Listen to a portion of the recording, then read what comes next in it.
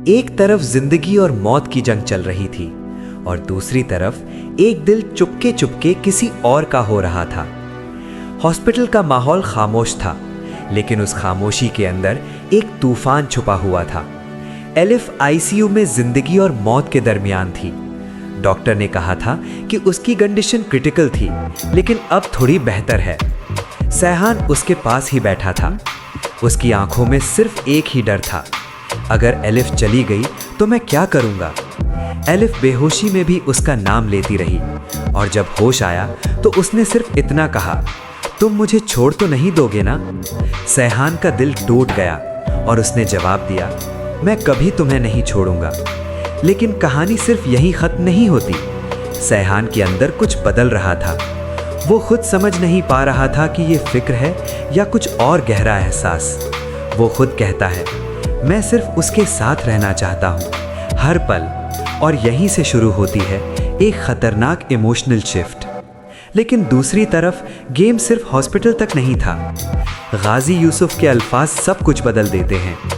अगर उस लड़के ने जिंदगी में गलती की तो उसे खत्म कर दो। और लाला का ऑर्डर क्लियर होता है। सैहान अब सिर्फ एक पेशेंट का सपोर्ट सिस्टम नहीं, वो अब एक टारगेट भी बन चुका है। और फिर आता है औरंगजेब, एक नया चेहरा, एक नई कहानी और एलिफ की जिंदगी का सबसे बड़ा ट्विस्ट। औरंगजेब एलिफ का मंगेतर बनकर सामने आता है। एक लग्जरी कार, एक रिंग और एक डायरेक्ट प्रपोजल। मैं तुमसे शादी करना चाहता हूँ। एलिफ चुप रहती है, फिर धीरे से कहती है, मेरी माँ मरियम यही चाहती थी। ये सुनते ही सैहान का दिल जैसे रुक जाता है।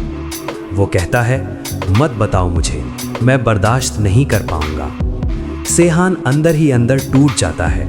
वो समझ जाता है कि जिस इंसान से वो बेइंतहा मोहब्बत कर रहा है वो किसी और की होने जा रही है। और वो सिर्फ इतना कह पाता है, मैं हार जाऊंगा। और फिर वो होता है जिसकी किसी को उम्मीद नहीं थी। औरंगजेब एलिफ के सामने आता है, एक परफेक्ट इमेज, एक स्ट्रॉन्ग प्रेजेंस। और एलिफ सब कुछ देखकर हाँ कर देती है। सैहान दूर खड़ा सब देख रहा होता है। उसकी आंखों में आंसू नहीं, सिर्फ एक सवाल होता है, क्या मैं लेट हो गया? और बैकग्राउंड में गाजी यूसुफ का डेंजरस प्लान शुरू होता है। अब गेम शुरू हुआ है।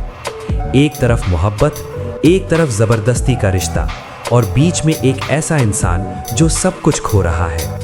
अगर आपको ये कहानी पसंद आई हो तो चैनल को सब्सक्राइब जरूर करें, क्योंकि असली ट्विस्ट अभी बाकी है।